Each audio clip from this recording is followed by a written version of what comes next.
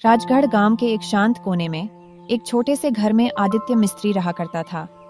उस सुबह सूरज की पहली किरण के साथ आदित्य ने अपने औजार उठाए और अपने काम पर जाने के लिए तैयार हो गया। और कितना सहन करें आदित्य, रोज एक नई उम्मीद के साथ घर से निकलते हो और शाम को निराश होकर लौट आते हो। क्या तुम्हें नहीं दिखता कि पूरे गांव में सबसे बुरी हालत हमारी है? मैं क्या करूं राधा, मेरी किस्मत ही ऐसी है। जब भी लगता है फिर से सब ठीक हो रहा है, कोई न कोई मुसीबत आ जाती है। पिछली बार जब तुम कुछ पैसे जोड़े थे, तुम बीमार पड़ गई, सब इलाज में खर्च हो गया। फिर रवि के पैर में गहरी चोट लग गई, उसका इलाज कराने में फिर से सब कुछ खत्म हो गया। आदित्य अपनी बात पूरी भी नहीं कर पाया था कि 10 साल का रवि दौड़ता हुआ आया। उसकी मासूम आंखों में भूख साफ झलक रही थी, लेकिन उसके मन में कुछ कहने का साहस भी था। पिताजी, मेरे मन में बहुत दिनों से अच्छा खाना खाने की इच्छा हो रही है।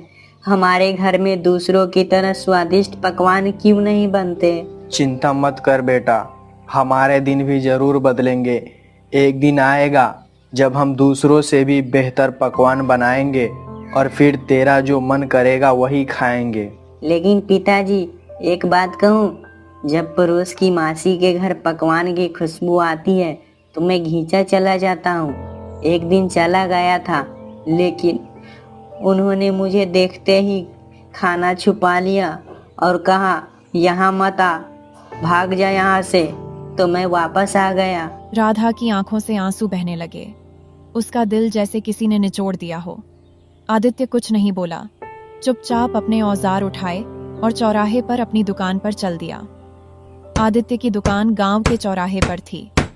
उस दिन जैसे ही उसने भट्टी सुलगाई और हथौड़ा उठाया, उसे लगा कि उसके हाथों में अब पहले जैसी ताकत नहीं रही। उसकी हथेलियों पर बनी चोटें भी जैसे थक चुकी थीं। हे भगवान, और कितनी परीक्षा लोगे? आज एक भी ग्राहक नहीं आया, और ऊपर से घर की हालत, रवि की मासूम बातें सब कुछ तोड़ कर रख देती है। तभी गांव का प्रधान दुकान पर आ पहुंचा। उसके चेहरे पर एक रहस्यमय मुस्कान थी। अरे आदित्य, क्या हुआ? आज तुम्हारे हाथों में पहले जैसा जोर नहीं दिख रहा है, क्या बात है? मन कुछ भारी लग रहा है, क्यों? हाँ प्रधान जी, आप तो सब जानते हैं फिर भी पूछते हैं। मेरा परिवार बहुत बड़ी आर्थिक तंगी में है।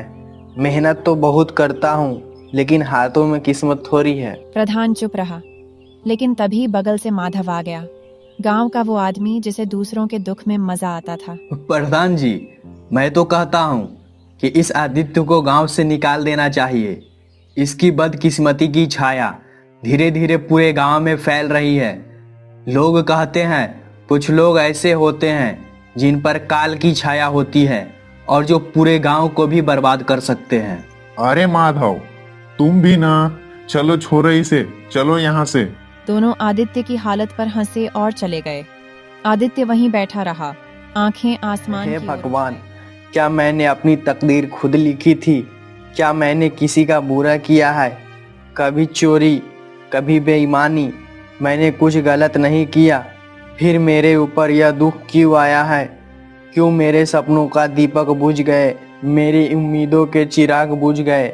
मैं धुंध में खो गया हूँ, कहीं से रास्ता नजर नहीं आता। यह गरीबी कब खत्म होगी? मैं आज भी खाली हाथ जाऊंगा।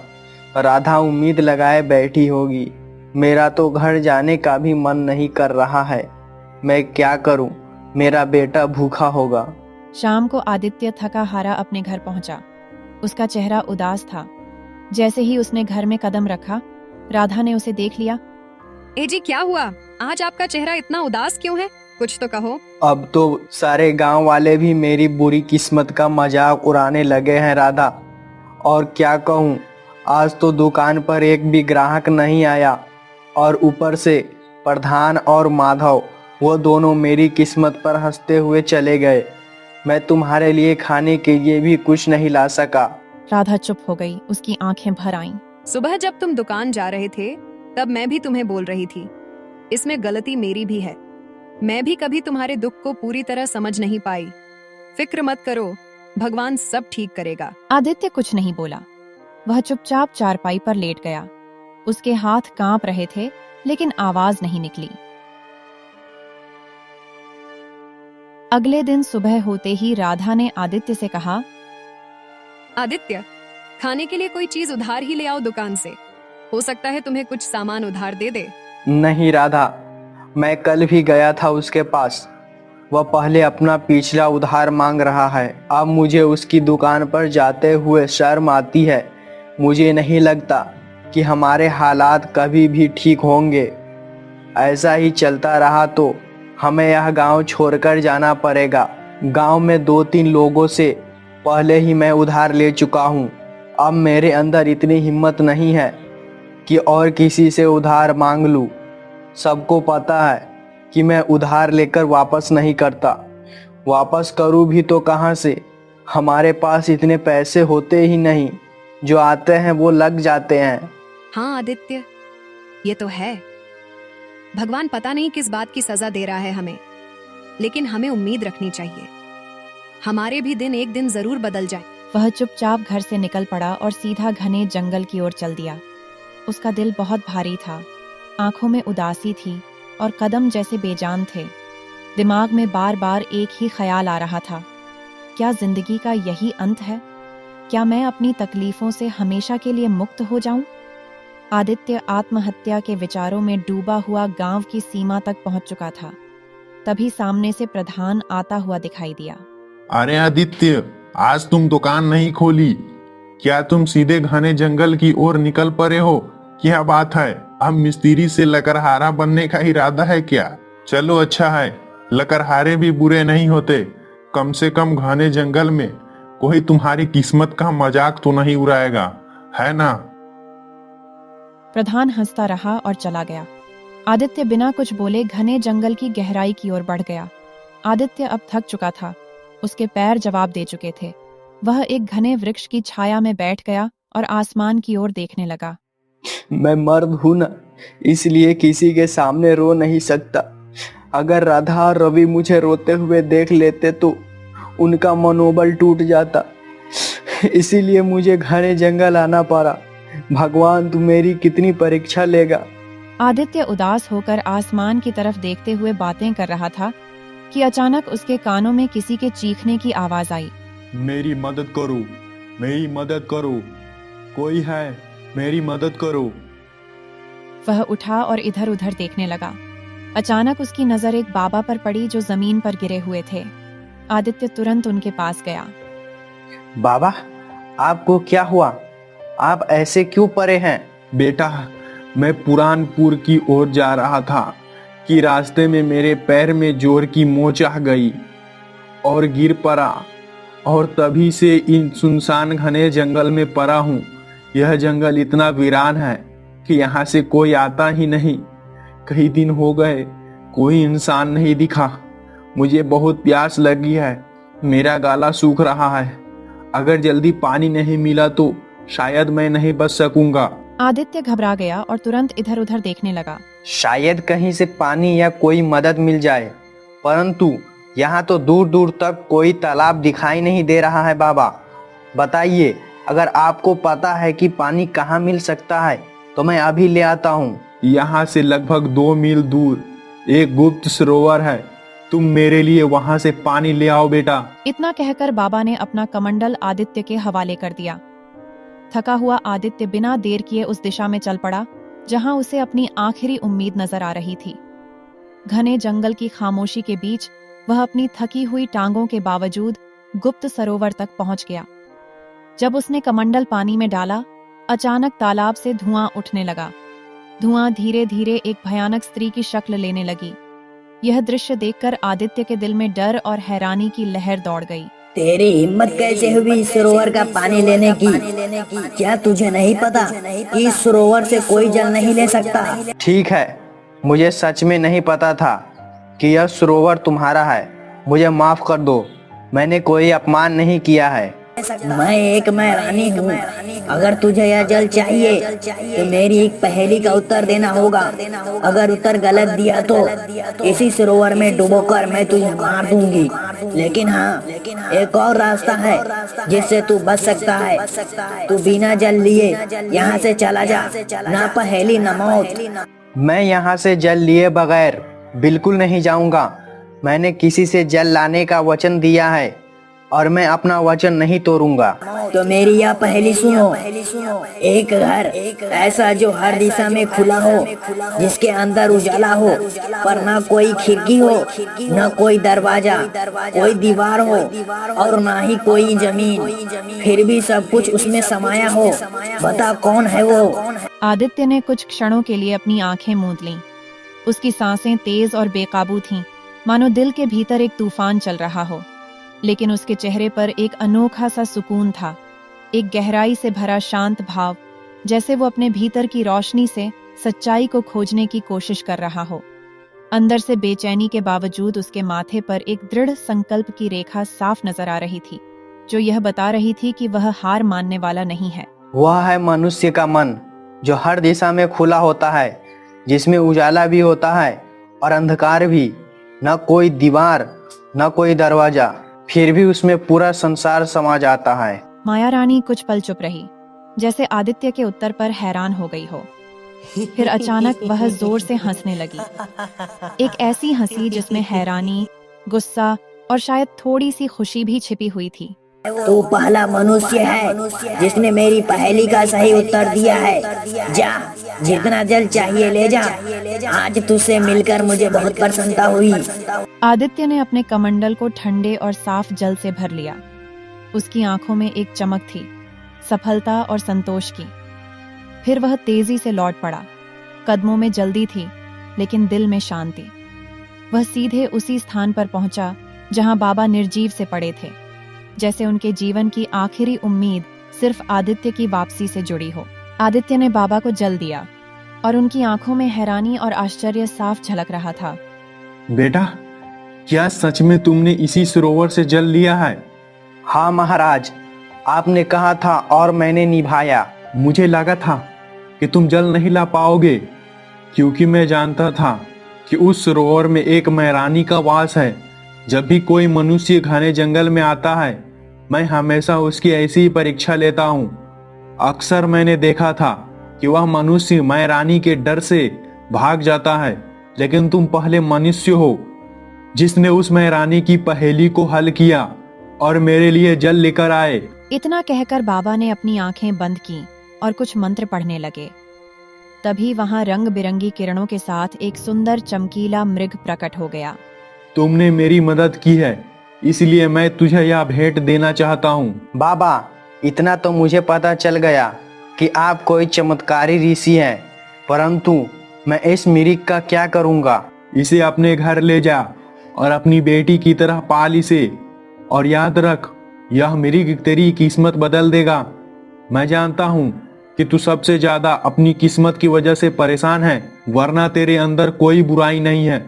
तू मेहनती मिस्त्री है, तेरे मन में कोई लालच भी नहीं है और तू दूसरों की मदद करने वाला भी है। इतना कहकर बाबा वहां से चले गए। आदित्य ने उस मृग को सावधानी से उठाया और अपने घर ले आया। मृग की सुंदरता और चमक देखकर आदित्य के दिल में नई उम्मीद जगी और उसने ठाना कि उसकी रक्षा करेगा और अपनी किस्मत बदलने की कोशिश करेगा। अरे, यह मृग आपको कहाँ से मिला? आदित्य ने सारी कहानी राधा को सुनाई। हमारे घर तो वैसे ही खाने के लाले पड़े हैं। बाबा को अगर देना ही होता तो धन देते। इस मृग को क्यों पकड़ाया? हाँ, अब बाबा ने कुछ सोच समझकर ही दिया होगा।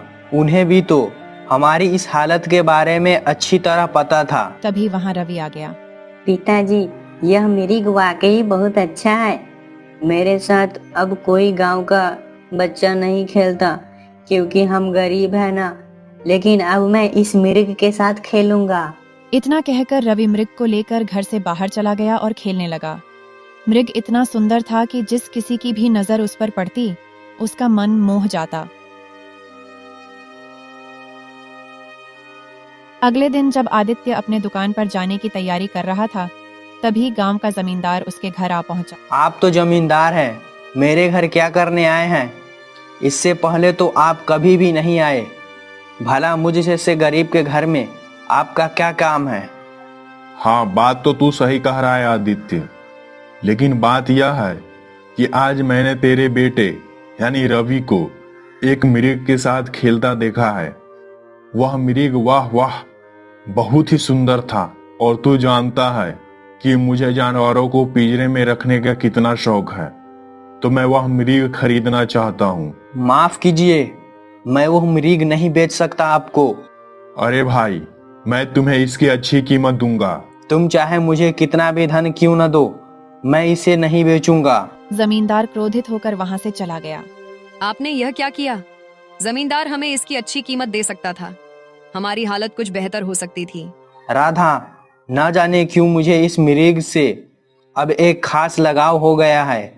और वैसे भी बाबा ने कहा था कि इसे अपनी बेटी की तरह पालना। अब यह मेरी बेटी जैसे ही है। और भला कोई अपनी बेटी को मुंह मांगी कीमत पर बेचता है? खुद सोचो ना। राधा ये सुनकर चुप हो गई और नम आंखों से मुस्कुराने लगी। धीरे धीरे वह मृग उनके परिवार का हिस्सा बन गया। वहीं देवगढ़ के राजमहल में उदासी छाई हुई थी। राजा विक्रम अपनी 20 वर्षीय पुत्री राजकुमारी आभा को देख रहे थे, जो बेहोशी की स्थिति में थी। उनके बगल में राजवैद्य थे। राजवैद्य, क्या मेरी पुत्री ठीक हो पाएगी? मैंने राज्य के बड़े बड़े वैद्यों को दिखाया, लेकिन कोई फायदा नहीं हुआ। महाराज, आपकी पुत्री को एक विचित्र बीमारी है। इसका इलाज संभव है, लेकिन वो अत्यंत दुर्लभ है। तो फिर जल्दी से बताइए ना राजवैद्य, इलाज क्या है? ध्यान से सुनिए।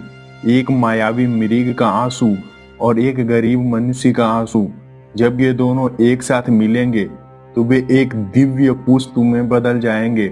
उस पुष्प को राजकुमारी के शरीर पर स्पर्श कराना होगा, तभी वे स्वस्थ हो पाएगी। तो फिर बताइए, वह मायावी मृग कहाँ मिलेगा? मैं उसे किसी भी कीमत पर ढूंढ लाऊंगा। और गरीब की बात तो कीजिए ही मत। हमारे राज्य में गरीबों की कोई कमी नहीं है। आपने पूरी बात नहीं सुनी महाराज। अगर किसी गरीब को जबरदस्ती रुलाया गया तो वह आंसू व्यर्थ होगा। दोनों को अपने आप दिल से रोना होगा, तभी वह पुष्प प्रकट होगा। तो फिर क्या तुम्हें पता है राजवैद्य कि वह मृग इस समय किसके पास है? हाँ महाराज, मैंने साधना के दौरान यह देखा है। वह मायावी मृग राजगढ़ गांव में एक मिस्त्री के पास है। राजा विक्रम अपने मंत्री जगत और 2 सिपाहियों के साथ राजगढ़ की ओर रवाना हुए। कुछ ही देर में वे राजगढ़ पहुंचे। वहां गांव का प्रधान दौड़ता हुआ आया। महाराज की जय हो। महाराज, आप हमारे गांव में पधारे। हमारे तो भाग्य ही खुल गए। गांव वालों, देखो, राजा विक्रम स्वयं हमारे गांव में पधारे हैं। मुझे तुम्हारी बातें सुनने में कोई दिलचस्पी नहीं है। बस इतना बताओ, क्या इस गांव में कोई मिस्त्री रहता है जिसके पास एक मृग है? हाँ महाराज, आदित्य मिस्त्री है। पूरी गांव को पता है कि उसके पास एक मृग है, और वह मृग किसी को नहीं देता क्योंकि वह अत्यंत सुंदर है। प्रधान राजा विक्रम को लेकर आदित्य के घर की ओर चल पड़ा। मंत्री, सिपाही और स्वयं राजा को देखकर आदित्य चौंक गया। क्यों? क्या तुम्हारे पास कोई मृग है? और क्या वह मायावी भी है? प्रणाम महाराज।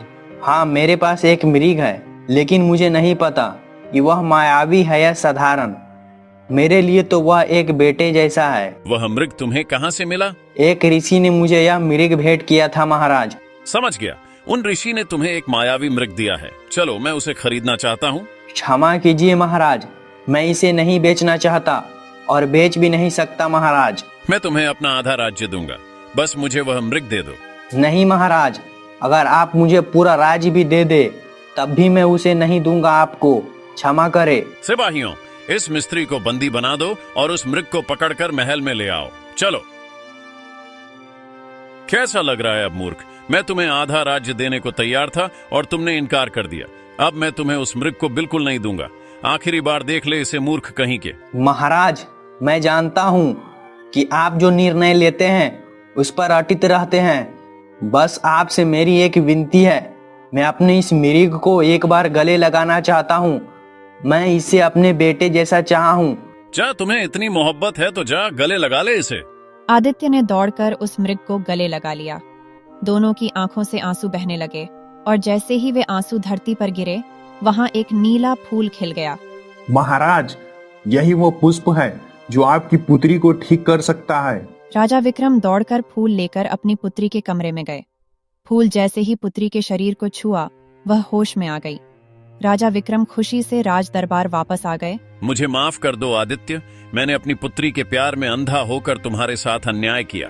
तुम्हारे आंसू सच्चे थे, अब मैं समझ गया कि तुम कितना सत्य बोल रहे थे। आदित्य, हम तुम्हें बहुत सारा सोना देते हैं, तुम्हारी वजह से हमारी पुत्री ठीक हो गई है। हम तुम्हारा यह एहसान कभी नहीं भूलेंगे। महाराज, आपकी मेहरबानी है, लेकिन कृपया करके मुझे यह न दे। नहीं नहीं आदित्य, यह भेंट है और भेंट को कभी ठुकराते नहीं। आज से तुम मेरे राजमहल में मेरे सलाहकार बनकर रहोगे और मेरे खजाने की रक्षा का काम तुम्हारे कंधों पर होगा। तुम सच्चे इंसान हो, और हाँ, जिस गांव में तुम रहते हो, आज से तुम उस गांव के प्रधान हो। वह पूरा गांव अब तुम्हारा होगा।